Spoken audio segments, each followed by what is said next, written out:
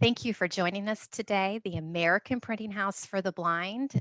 We are so excited to be partnering today with the Braille Institute in celebration of the 2021 National Braille Challenge. And I'm delighted to be able to share with you that Rachel Antoine is with us to speak for a moment on the Braille Challenge. Rachel? Thank you, Amy, and hello, everyone, and welcome to the 2021 Braille Challenge webinar series.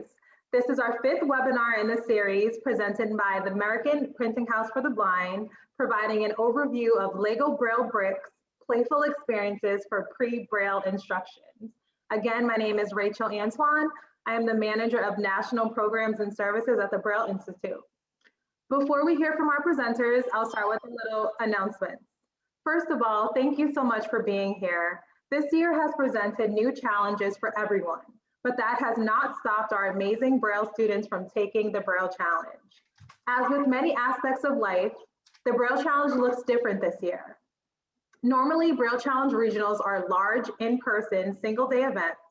We partner with organizations across North America to bring over 50 Braille Challenge regionals to over 1,200 students. This year, we have been overwhelmed by the commitment, innovation, and dedication from our partners and full Braille Challenge network in bringing this program to students in new ways. Regionals are hosting local Braille challenges in a variety of formats, from limited in-person to remote through the mail, fully virtual, and combinations of all three. For students who are unable to participate in their local challenge, there is always an option for teachers to order contests individually to proctor to their students, and this year we have seen teachers step up to the plate. So a huge thank you to everyone who supports the Braille Challenge, from regional coordinators, staff, teachers, volunteers, families, donors, and full network of support for the students we serve.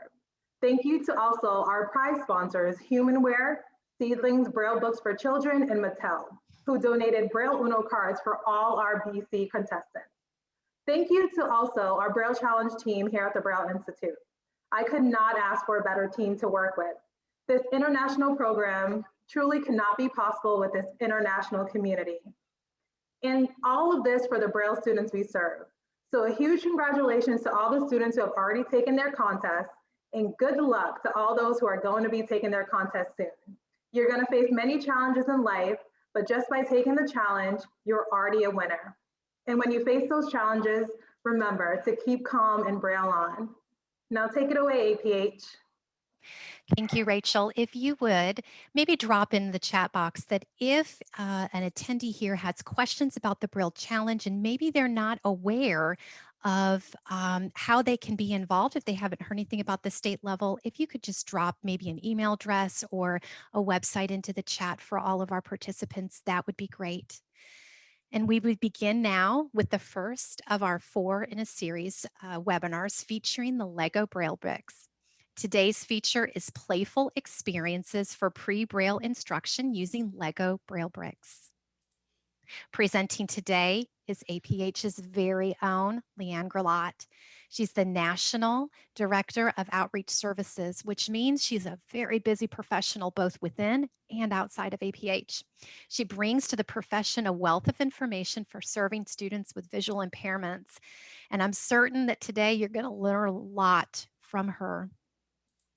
I'm also excited to share with you today that a very accomplished teacher of students with visual impairments assisted us with providing some valuable video footage of Braille lessons using the LEGO Braille Bricks. Yvonne France works for Cleveland County Schools in North Carolina. She is a previous APH scholar and is well known in the state of North Carolina for her teaching expertise. She's been in the field working hard for over 40 years. And for our objectives today, this is what you can expect and anticipate, that by the end of today, you will be able to identify 5 holistic skills that children develop during play, which is so critical to learning. You're going to be able to identify 5 characteristics of playful learning experiences. You're going to get to observe a child being engaged with play-based learning activities using LEGO Braille Bricks. And you're going to be able to discriminate 3 types of pre-Braille activities: manipulation, orientation, and constellation. So let's get going. This is Leanne Grillot, and we are going to start right away moving into those holistic skills that the LEGO Foundation has really instituted as a way to reach our students with the LEGO Braille Bricks. So let's talk about cognitive. So by having great cognitive skills, we are able to learn how to solve complex tasks in our life, no matter if they are related to situations at work or school or in our private life. So some examples of cognitive skills are concentration, problem solving, using your workable memory and having flexible thinking. It's learning to tackle those complex tasks and build effective strategies to identify solutions. So cognitive, that's the first one. The second one, creative.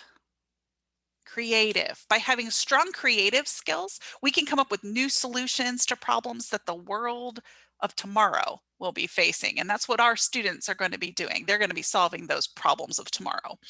The creative skills support our openness to new experiences and help us transform ideas in meaningful ways. So some examples of creative skills are coming up with new ideas, expressing them, and then transforming them into reality.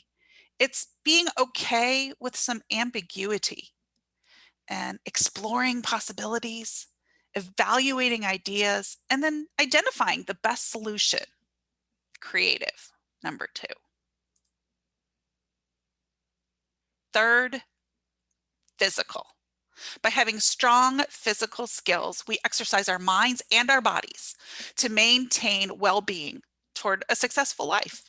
So some examples would be just being physically active, understanding movement and space through practicing those sensory motor skills, and developing that spatial understanding, which also helps us nurture an active, healthy body. So the third, physical. The fourth, social. By having great social skills, we are empowered to be strong collaborators and communicators. Social skills also allows us to have healthy relationships with family and friends.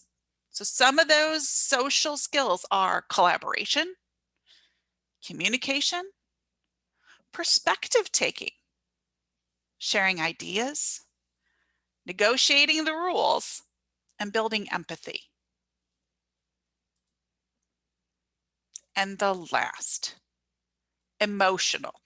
By having strong emotional skills, we are better able to tackle challenges in everyday life and relate in important ways to our family and friends.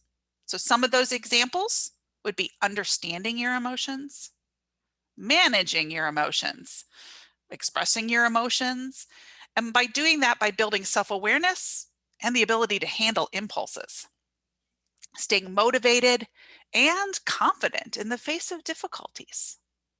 So there's the fifth, emotional. So I have a question for you.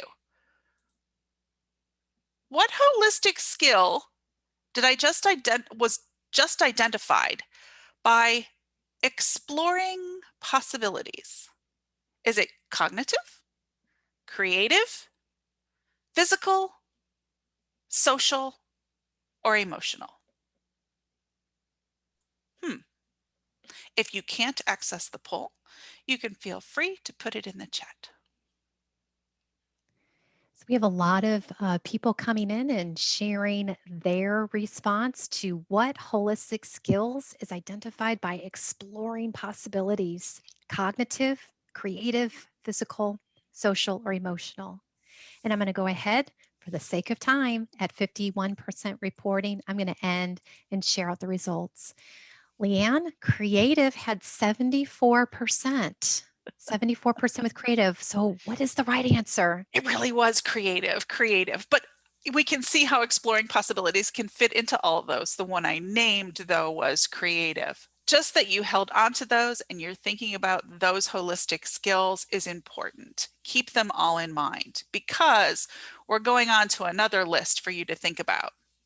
Holistic skills was first, but the next thing we need to talk about when we're thinking about LEGO Braille Bricks and the LEGO Foundation is the characteristics of playful learning experiences. I hate to say it, we all will get into the rhythm of making sure the information is getting in there, and sometimes we forget about being playful. Now, I know there's some teachers out there that are going, nope, always playful, but we all sink into it because we're adults now and not kids. So let's talk about the characteristics of playful experiences. The first is actively engaging. Learning through play involves being actively engaged. And when students are immersed in hands-on, minds-on play, they learn. So imagine a child who's intently absorbed in playing with a set of building blocks. She is actively imagining how those pieces will go together and is truly immersed. This mental immersion and resistance to distraction is a hallmark of both play and learning separately, but seems to be especially powerful within the context of learning through play. Meaningful is the second one. Meaningful is when a child can relate the new experiences to something known. In play, children often explore what they have seen and done or noticed others do as a way of grasping what it means. And by doing so, they can express and expand their understanding through a variety of media, symbols, and tools. We know that our students often miss out on that incidental learning. So we need to help make sure that what is seen and done, they are experiencing so that they can tie those meaningful experiences to something they already know. The next one, socially interactive. Social interaction is a powerful tool for both learning and play. By communicating their thoughts, understanding others through direct interaction and sharing ideas, children are not only able to enjoy being with others, but they actually build deeper relationships and deeper understanding. And joyful. When we think of play, usually joyful is one of those things that comes right to mind. It's definitely at the heart of play, whether expressed through pleasure, enjoyment, motivation, thrill. From a child enjoying playing with a friend to the thrill of building that tower just right, joy is a key facet of play.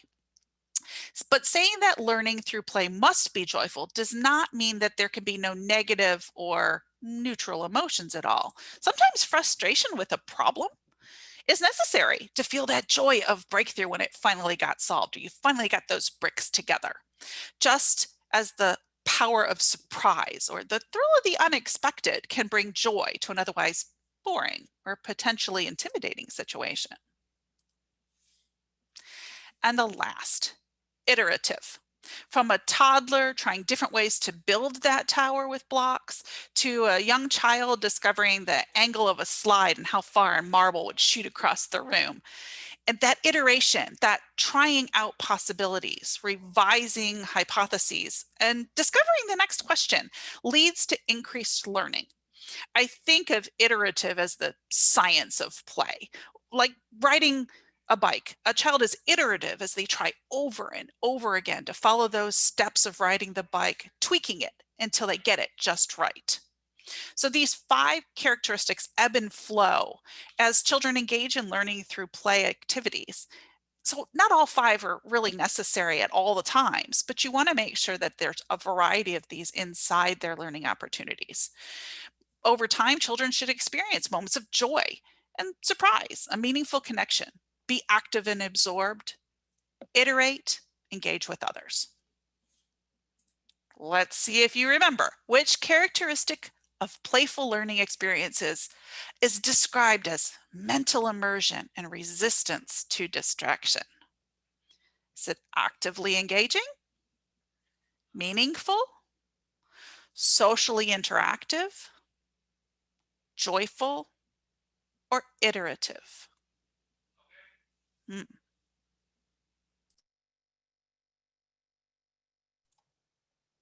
So while those poll results come in for the next couple of seconds, I just want to at least be able to reiterate what you mentioned, Leanne, about the ebb and flow, that these layer each other. They are interconnected. And I know that all of the participants today will be able to see that, especially in our videos that we're going to be sharing. So I'm going to go ahead and end the polling and just share out which characteristic of playful learning experiences is described as mental immersion and resistance to distraction? 76% said actively engaging. You got it. That was the one, that actively engaging, where you just are not distracted. You are so engaged with what you're doing. Now, if you want to go deeper into these, Amy has something to share with you.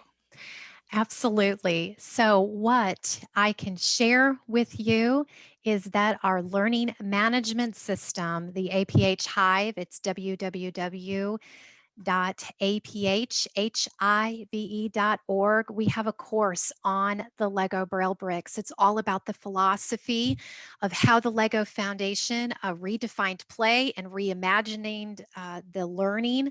This course is worth 4 ACVREP credits. It is on the Hive right now, and it gives you the opportunity to really dive in deeply to understand the holistic approaches that Leanne exposed us to today, and then also the characteristics of playful learning experiences. So be sure to go and visit the Hive today.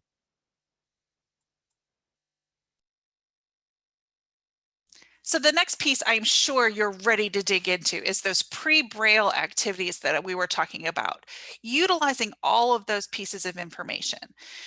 The LEGO Foundation has broken the activities with the Braille bricks into pre-Braille and Braille sort of groups. So let's talk about those pre-Braille activities specifically. The first one we're going to talk about is manipulation.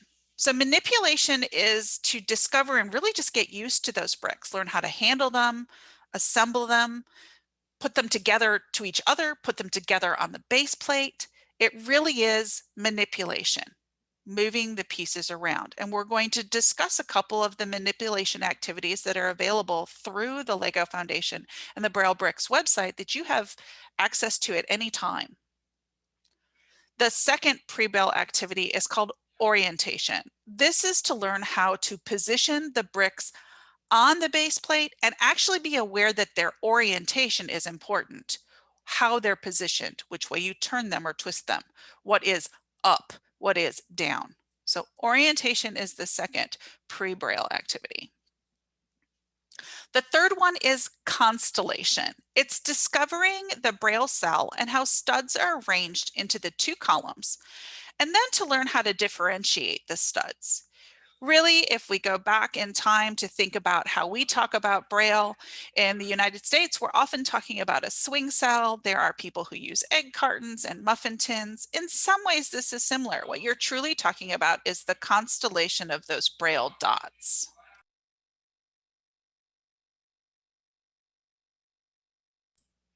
I'm sure you're ready for it. Let's get into that play-based learning activities. And I always blur those words together, okay? Now, the first one, and this is available on the Braille Brick website. So I did not make this up. This is one that's there. It's called Feed a Caterpillar, and it's about manipulation.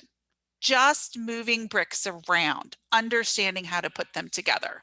The materials are 10 random bricks and a bowl. The holistic skills are physical and cognitive, and they give you those indications on the lesson plan or form. Whoops, sorry, I bounced. What I'm going to do now is I'm going to actually give you my camera.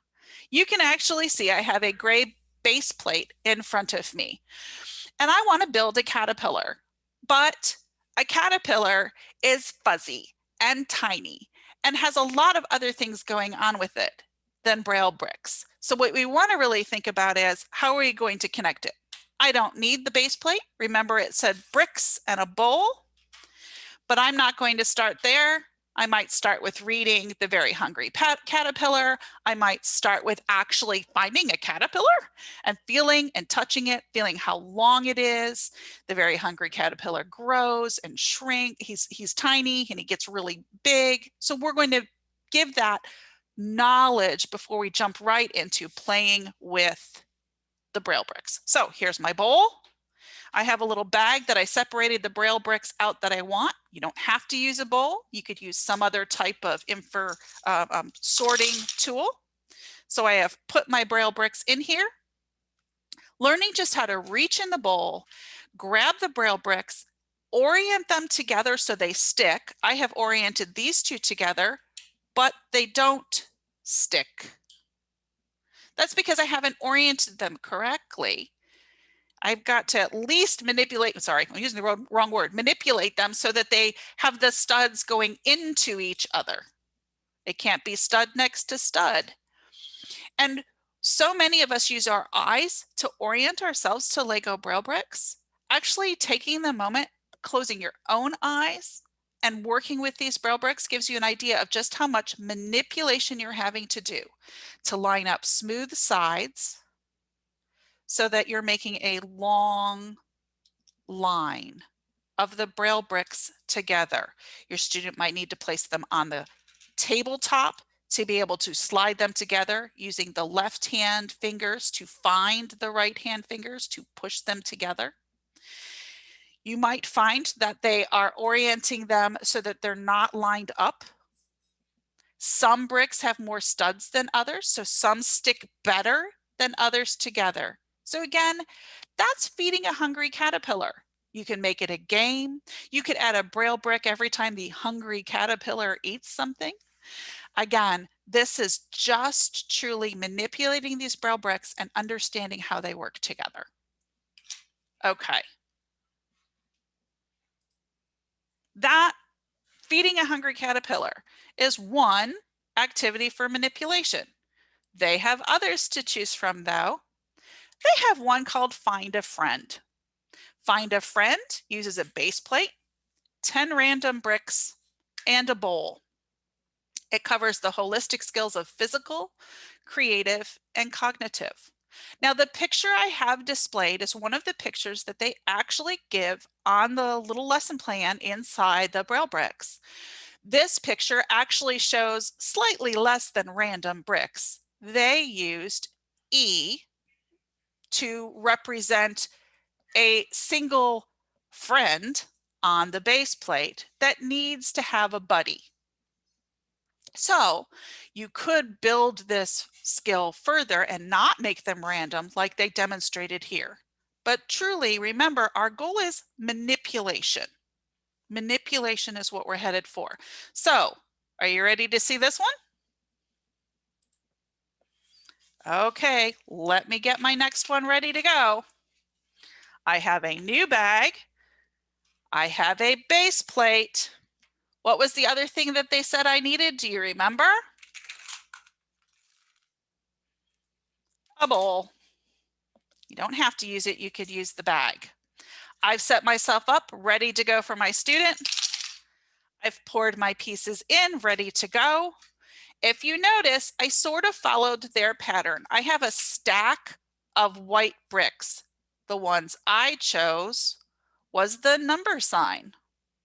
I've decided I'm going to make the numbers my friends on my base plate.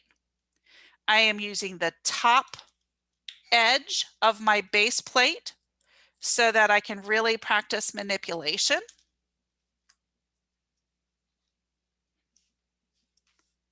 So this is what I would set up for my students. I've lined the 5 number sign bricks at the upper edge with space between them so another brick can be oriented. When I talk to the student, you know, we've got 5 friends on this table or 5 friends sitting down together, but each one of them needs a partner or needs a buddy or needs a friend.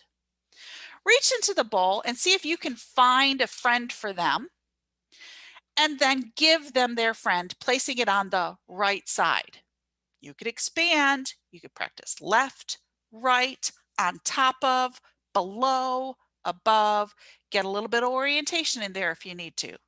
I'm focusing on manipulation. So I'm going to encourage my student to use probably their left hand to identify where that first brick is. Take out of the bowl the buddy that they found. Find their left hand. Feel the top of the board to push them together so that their fingers could go around in its smooth edges as they turn.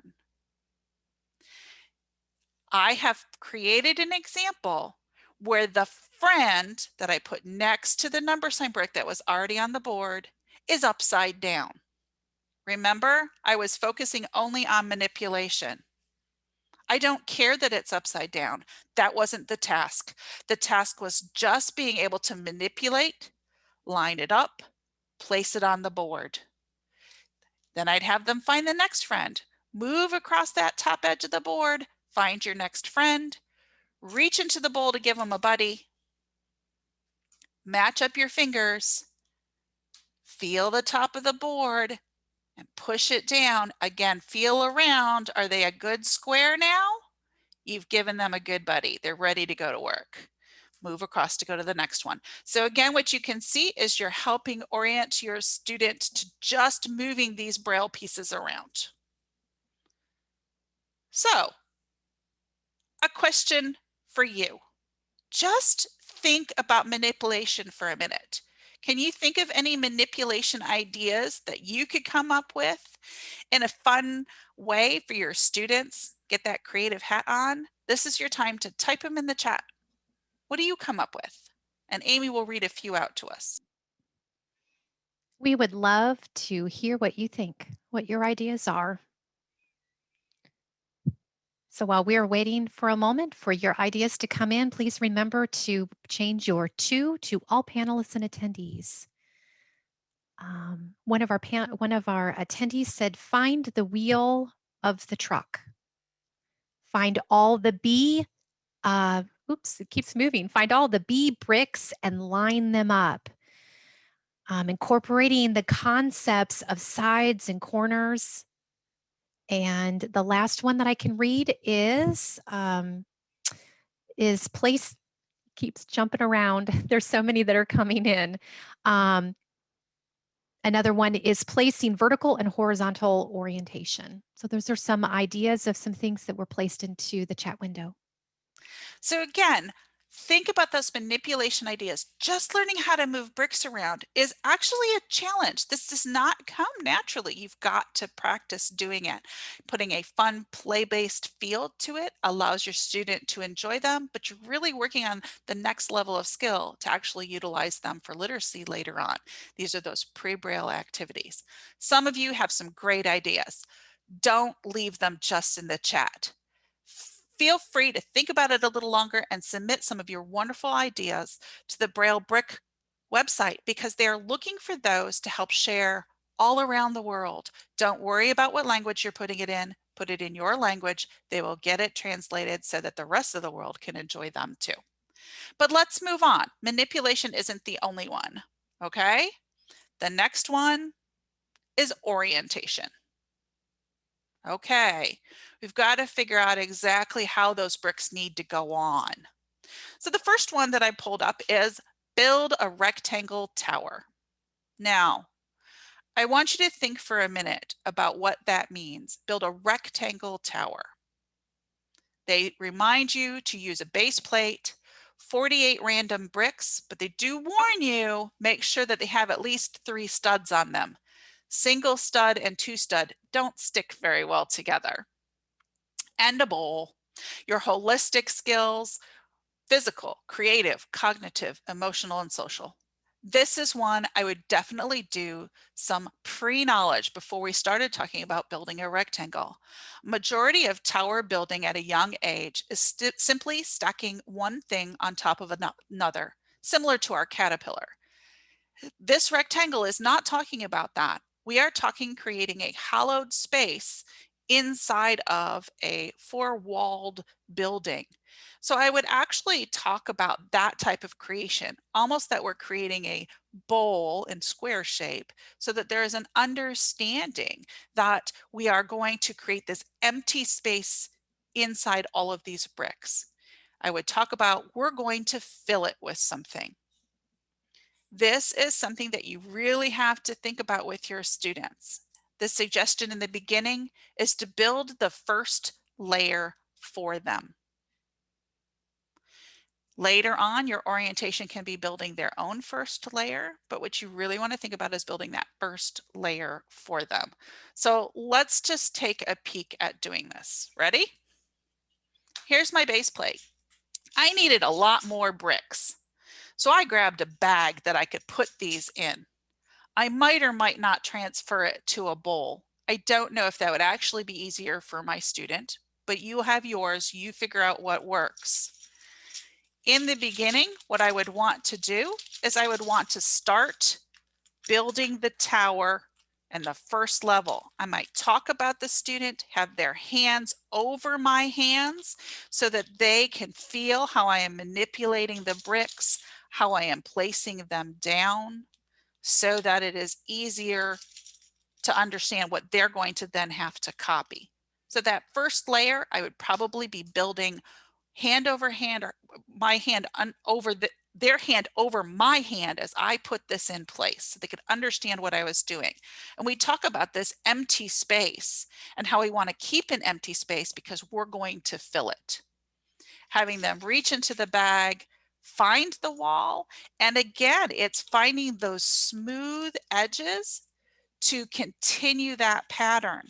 Many times what you're going to find is someone putting it over and not having that smooth edge. So constantly talking about walking your fingers around the building and actually feeling the wall increase and not have little things jutting out. Again, this is orientation. If you notice, this one won't go here. There's no stud available between these two spaces. So depending on what type of Braille bricks you choose, you might run into this same problem that I ran into.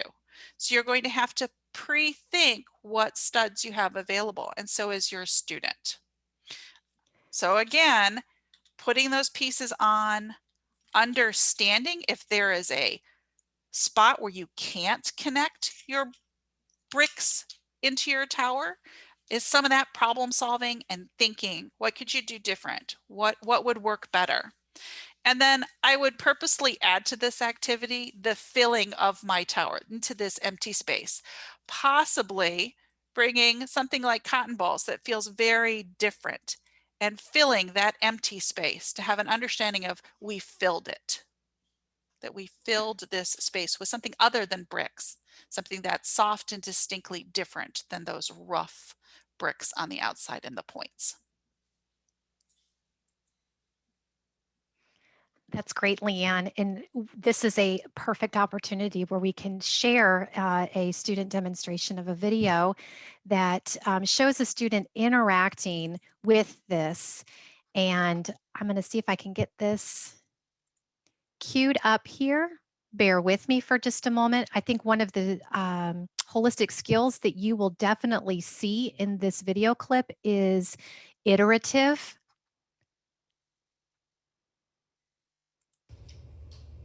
You will notice some trial and error. Hands ready. There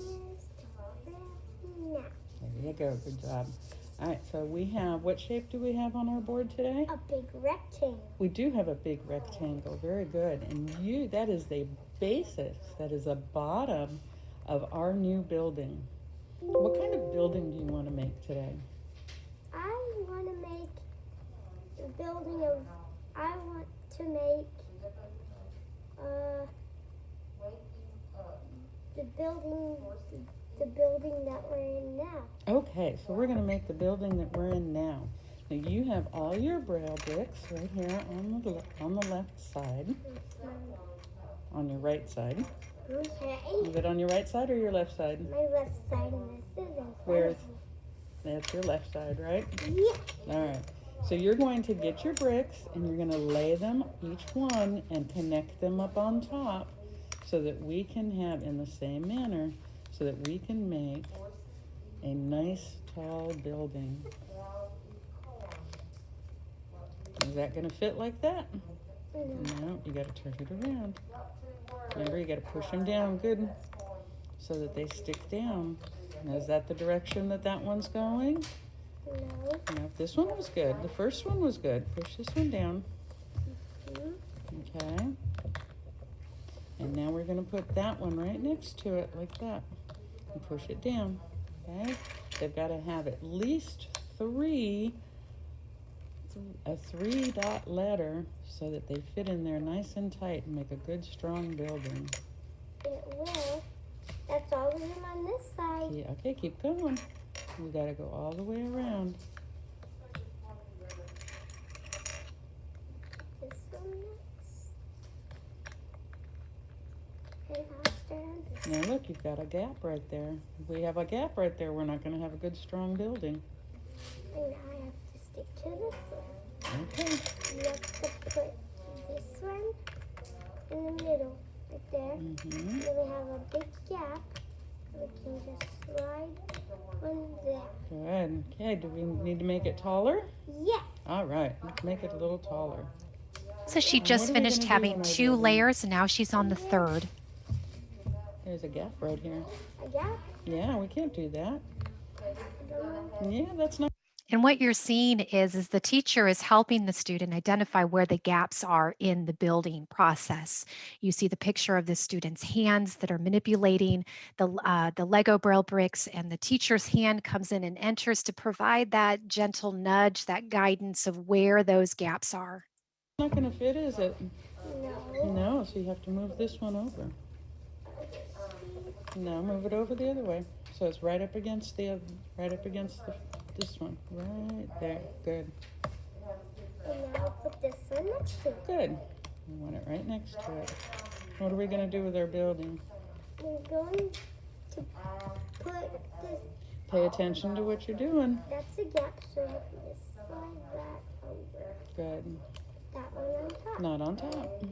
Put that one. Next to it. Good. Now is that going to work? No. Good. You got to turn it around the other way. So what we were able to see too is the young girl's attempt to put the Lego Braille brick on in an incorrect way, with the edge of the Braille brick falling over on the side of the tower. And so having to turn it around. So you see that overlapping of, sometimes we're talking about orientation of things as well, not only manipulation. So it's supposed to go like this. Good. And I go down to here. All right.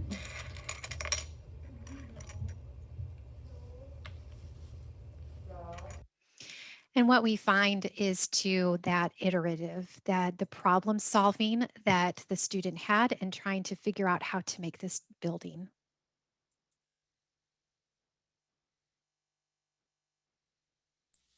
Okay, so let's move on. There's another orientation skill that we want to talk about is park the car. Park the car. And I want you to think about that again. Park the car. Parking the car needs 1 base plate. They indicate 4 letters are needed: B, Q, A, and D, and then 16 random bricks and a bowl. The holistic skills: physical, creative, cognitive, emotional, and social. I will tell you that this one is interesting to me because parking the car is very visual and parking spots are very visual. So I would take the opportunity to go out into a parking lot, safe one of course, and actually have 4 cars parked so that there's an understanding of what does that really mean? Why are there parking spots? And who knows, maybe we won't make them parking spots anymore. Maybe we would choose to make them bedrooms or something different along those lines. So let's really quick go. I have chosen to use white traditional bricks to create my 4 parking spots across in quadrants like an X and Y axis so that I have those 4 parking spots. I have another bag with my pieces built in, ready to go. I poured them into a bowl. I have Braille bricks as well as some traditional green bricks here. And so what we can do is we can actually indicate to the student that one is going to be the B parking lot, one is going to be the Q parking lot, one is going to be a D parking lot, and one is going to be an A parking lot. Now, I'm sure many of you can come up with all sorts of different ways to play this, but we can actually work on orienting to this board. Remember, I'm not necessarily talking about finding another B Lego. I'm really saying, can you find a Lego and put it in this spot? So we're using the whole board now and orienting. It could be that I say, oh, can you find a Lego with a certain number of passengers? This is a car, it happens to be a queue, and it has 5 passengers. Is there another parking spot that has 5 passenger cars? Oh, the upper right corner. So we're using some orientation. The upper right corner has the other car with 5 passengers. This is the opportunity. You could talk about placing them next to each other, or it could be that you're going to stack them on top of one another. I do know that to have a better understanding, and I'm going to pop this one off, sometimes there is an easier manipulation when you stack up the Braille Legos so that they can be placed on. Again, this is taking the opportunity to say, okay, I have a car with 1 person in it, which happens to be the letter A, but this car has 1. Which parking space goes for cars with only 1 passenger in it? The bottom right does. Okay, why don't you park that car above the car that's already there? So again, you're talking about above in the spatial relation to up on a board, depending on what their need is. So again, there is just, again, that piece of information of utilizing your orientation on a board. And we have a great clip that we can also share with you now about a student. This one's going to be a little bit of a longer clip. It's about 4 or 5 minutes long.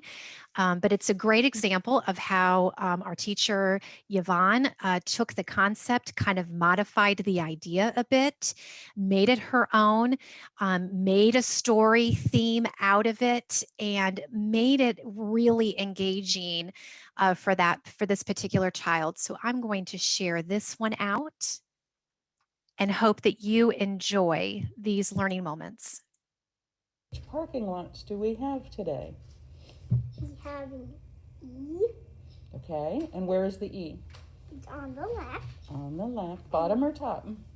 Bottom. Bottom, good. And over here we have the R. We do. And it's on the right. The bottom. It's on the bottom right. Okay, what else do we have?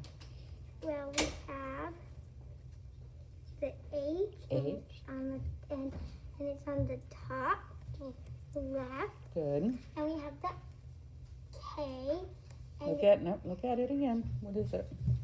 that's the I. What dot numbers are there? What do we see? 3. The 1 and 1. And what's the dot across from 1? the dot across from 1 is 2. Across, this way. Dot 1 and 3. dot 3 is way down here. No, and dot 4. Okay, what's dot 1 and 4? That's a C, and That- this is the C parking lot on the right. Good, all right. So we're gonna come up with names here. So this was the letter H, right? Yes. And we're gonna say that's Haley's room, Okay. okay? All right. And this is a C, and we're gonna say that's Charlie's room, Okay. all right? And down here is our E. Let's see, what name can we have for E? Ed. Who? Ed. Ed. We can do Ed for E. Good. And how about for that last letter over here on the bottom right? For R. Rose. Rose. Okay. All right, you ready? of course. All right, so they're all in their house, and they all have their own bedrooms. All right, let's see. You can tell me what we're going to do with this one. Here, take the. All right. Who is that? That's W. No, do we have a W on our board? No. No, what do we have? We have an R. Right, for Rose. So Rose's friend walks in, and her name is Rosie. Okay. Rosie's friend walks in, and she just sits down by Rose, and they go straight to talking to each other. All right. So now we have one last one. And this one is an E. It's an E, so it's one of Ed's friends. Maybe that's Evelyn. Evelyn walks right beside of Ed and sits there, and they all go straight to talking. Good. And this is Eve. Eve sneaks up behind Ed and sits there, and they all three start to talk. And what are they talking about? They're talking about... They're talking about the monkeys jumping on the bed? Yes. Okay, one more. Who's that? Oh. We have another name. What letter is that? That's an R. Good, let's turn it around so it looks like an R. That a girl. All right, now they're all in their rooms. Let's see, we're going to call that Ruth. That one's Ruth. So they're all in their rooms. So now what's going to happen?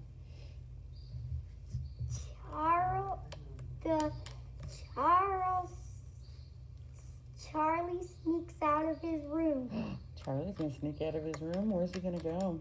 He is going to go and take Evelyn out. He scuffles around. He scuffles around. Where's he going to go? He's going to go to Eddie. He's going to go over to Eddie's room? Yeah. All right, let's put him in Eddie's room. He goes over there, and guess what? Turn him right side up. And he goes and You can put him right here. he Put him goes up here. and takes them and goes back to his room. And then he takes Eddie to his room? No, he takes one of Eddie's friends to his room. He took one of Eddie's friends to his room? Yeah. Oh my goodness. And guess what happened? What happens? Rose sneaks up. Where's Rose gonna go? She climbs on top of Haley. Climbs on top of Haley. Maybe Haley's bed? Yeah. Yeah. All right, so now Mom calls and says, all right, everybody, it's time to eat. Okay, that sounds like a good story. I like it.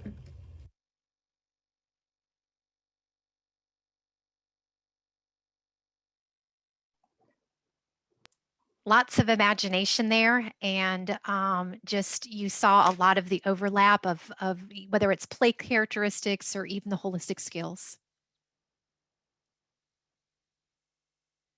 Just because we want to keep going, you can feel free to share your orientation ideas in the chat, and I'm going to move on in the interest of time, but we do love to know what ideas you guys come up with. So we can see now you saw a smaller parking lot. The next thing we're talking about is Constellation. We're moving to that next level of instruction. So a car parking lot, this is the 6-car parking lot, and we're starting to talk about Constellation. You need a base plate. They say all the bricks and 2 dice. So now we're actually talking about orientation and thinking a little bit about the Braille cell. So think about that when you're doing this activity. Now this is one where you want to think about pulling in a dice, talking about that. So we're going to do a little demonstration really quick with this one. The idea is that you roll the dice, and that tells you what type of brick you're going to pick up. And then you roll another dice and you find out which parking lot the car is going to go in. Okay, so I've got a 6 base plate. I used black traditional Legos to create my lines. And I have those 6 quadrants. I'm orienting the parking lot similar to a Braille cell. So you have 1, 2, 3, 4, 5, 6. I have my tactile dice ready to go. So I have my 2 dice. I have a bag full of Braille bricks ready to go. And so as I roll one of the die and I read, I see a 4. So I need to find a car with 4 studs. So I reach into my bag and I have to actually feel in there. That can take some time, by the way, and I'll speed you guys up. I'll pull a few out so that I can see what I'm doing here. Now watch, I won't have a 4 Braille brick in this bag that I separated out, but we'll find out. So lots of 3s and 2s. Oh, wouldn't it be funny if I don't have a single 4 in here? Okay, we're cheating. We're saying I rolled a 3. I rolled a 3. I have a car with 3 places in it. So now I'm going to roll again to figure out what parking lot it's going in. And it's going in parking lot 1. So you have the ability now to really start talking about those, just those Braille cell positions. This car with 3 people is going in the first parking lot. Let's have some of those understanding. Now, I want you to think for a minute. What number could you roll that you would not have a Braille brick for? You will not have a Braille brick for a 6 unless you mix traditional Legos in. If you choose not to mix traditional Legos in, this would be the free one. You can pick any brick you want. So it would be the easiest to reach in the bag and just pull out 1, not a whole bunch of searching for 6. And then of course the second roll is which compartment that they would have to go in. So that's again, just one of the ways to use this activity. They have lots of other ones that are built in there. The next one that's talking about Constellation is actually talking about finding pairs. Now we're really starting to get into that thought of finding actual matches for pieces. You need the base plate. You're purposely looking for 5 pairs, a bag to keep them in. You place the first 5 on that, and then you're asking them to find the match and match them up. Again, this is pre-Braille instruction. You are not necessarily talking about what the constellation is, just that they're looking for a match to the constellation. Now you know your student, and all of these could start blending quite quickly. You could play Twin Friends where you're really just talking about finding the exact match of a dot 1, 3, 6 for the U, but then you can move them to, oh, well, this is a U. Now we're finding the match to a U. So again, thinking about those pieces as you are building. Again, Constellation is starting to talk about the dots, but not necessarily identifying the particular letter or item that it stands for. It helps them recognize and in some ways orient the bricks that have less dots to find the correct orientation for the U so that we're not flipping it and making it represent an SH with the blank spot on top. People have shared that placing a fabric or an item on the edge, top edge of the brick might be a way to help identify that location piece if that's one of the things your students are struggling with. So if you can think of some Constellation things to share, you are welcome to drop those in the chat to think about Constellation ideas. I do want you to realize that we have 3 more in this series for Braille Bricks. This was a pre-Braille instruction.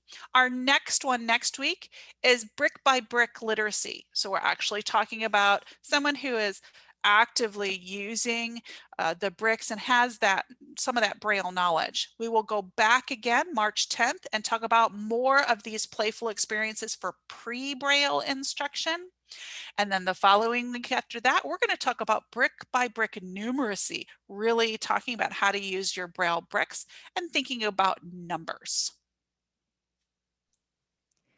This was fabulous information today on playful experiences for pre-Braille instruction. We are so glad that we have all of these ideas and we know where we can go find them. It was so great. I'm so grateful to have Yvonne and her student from North Carolina that was featured in these videos. It's always great to see little hands interacting with any kind of instruction. That was great. So thank you for that generosity and all that time, Yvonne, that you took in making those videos. And definitely, as Leanne had mentioned, next week we have, a week from today, another exciting installment of our webinar where we will be going into the literacy. We are featuring some teaching that is coming out of the state of Illinois.